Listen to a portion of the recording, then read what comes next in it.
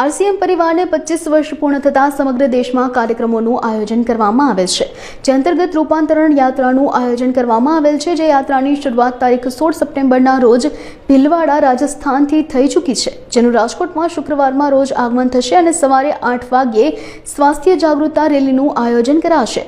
તેમજ મેળામાં સ્વાસ્થ્ય ક્રાંતિ, વ્યસન મુક્તિ, રક્તદાન શિબિર તેમજ આરોગ્ય પરીક્ષણ અને રસાયણ મુક્તિ, ખેતી અને હાઇજીન કેમ્પેઇન અંગે માર્ગદર્શન વગેરે સેવાકીય પ્રવૃત્તિનું આયોજન કરવામાં આવશે. રાજકોટ આરસીએમના સભ્યોએ અબ તક મીડિયાની મુલાકાત લઈ વધુ માહિતી પૂરી પાડી હતી. નમસ્કાર, હું દિનેશભાઈ શેલડિયા, રાજકોટ, ગુજરાતથી. આજે હું 20 વર્ષથી આરસીએમ અભિયાન સાથે કામ કરું છું અને અમારું આ અભિયાન જે છે એ ભીલવાડા રાજસ્થાન એની મુખ્ય કાર્યાલય છે, જેણે નવા ભારતના નિર્માણ મિશન ઉપર લગભગ 25 વર્ષની સફર પૂરી કરી છે. અને આ રજત જયંતિ નિમિત્તે પૂરા ભારતમાં અમારા મુખ્ય ઉદ્દેશ્યો છે સેવા, સ્વાસ્થ્ય અને સંસ્કાર.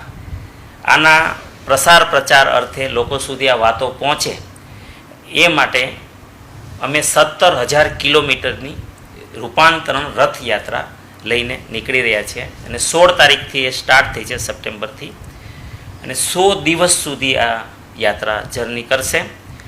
એમાં 19 તારીખે રાજકોટ, ગુજરાત મુકામે આવશે અને શાસ્ત્રી મેદાનની અંદર સવારે 19 તારીખે સવારે 7 વાગ્યે યોગા અને ઝુંબા કાર્યક્રમથી શરૂઆત થશે.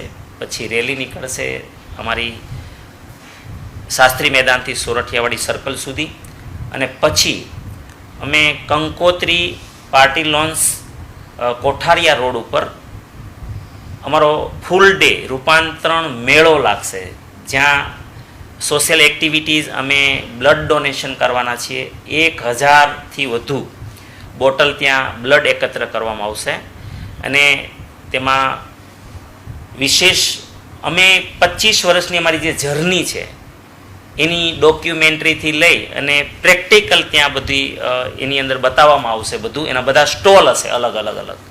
અને ખાસ કરીને સાંજે આપણા રાજકોટના ઘણા બધા મહાનુભાવો, ઓફિસર્સ અને શક્ય હશે તો વિવિધ મહાનુભાવો આવશે અને એમની હાજરીમાં અમારો કાર્યક્રમ યોજાશે લગભગ 5:30 વાગ્યાથી 8:30 વાગ્યા સુધી.